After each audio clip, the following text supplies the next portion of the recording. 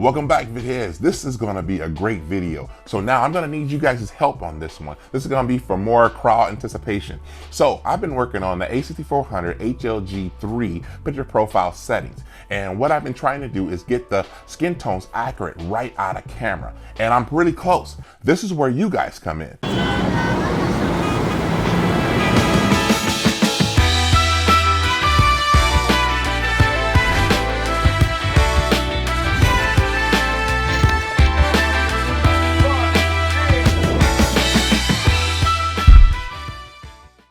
This all started when I was shooting a concert and I was using a 3-camera setup. I had the a7 III and the a7S III along with the a6400 for pickup shots. And so I got back and was matching colors and looking at how they actually match up. Now I shot all three in HLG3 and it looked like to me, now don't you guys get all messy on me. To me, the a6400 seemed to match better with the a7S III than the a7 III did. So I know there's some color tweaking between the a7 III and the a7S III. That's neither here nor there. Today, we're talking about the a6400. We want to try to maximize the use of that 6K sensor, and it's well worth the work for us, the community, to come together and get this done. So again, make sure you use this hashtag. I didn't get a chance to do a lot of real world filming in this picture profile so far because of the pandemic and what's going on and all those type of things, but that's where you guys come in. As a community, we can get this done together. So if you guys take these settings and you apply them to your a6400 and then use this hashtag right here, then we can monitor what your footage comes out to be, and any adjustments that you have made, go ahead and make sure you explain that in your video or your actual post. Now you can do this on IG, you can do it on Twitter, or you can do it right here on YouTube. Just use this hashtag and we can actually monitor what you're actually doing and how your footage came out. So this came about when my wife was actually taking pictures of our niece in the studio. I picked up the a6400 and I started capturing some footage and I started looking at her skin tones. I kept coming back and forth to Premiere Pro and I was ingesting the footage and I was looking at the skin tones and I started correcting the skin tones, and then I started making adjustments in the camera.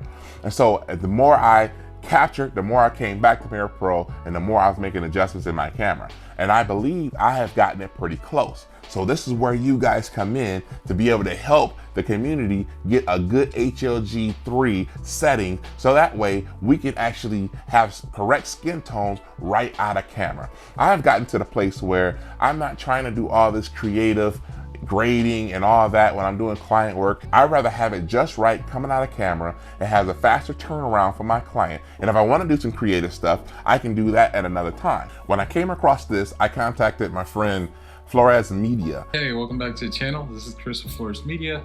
Today, I want to talk to you about some of my favorite accessories that I bought in 2020 for this amazing, beautiful work of art of a camera, the Sony a6400. And so he was going to help me by actually filming some sample footage to see if he get the same results that I get. But then I said to myself, you know what? Let's just do this as a community for the Vid Headz. Big shout out to Flores Media. Make sure you guys go check him out. He's a pretty nice guy. Make sure you guys go give him some love over there.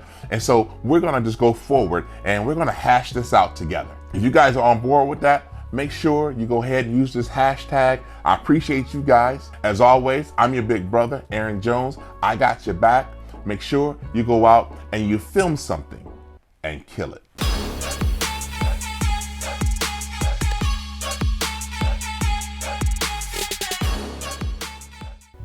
So like I said, my wife was shooting our niece in the studio, doing some creative shoots, and I was capturing some footage on it. And I thought it was really pretty how they were actually making these creative shots.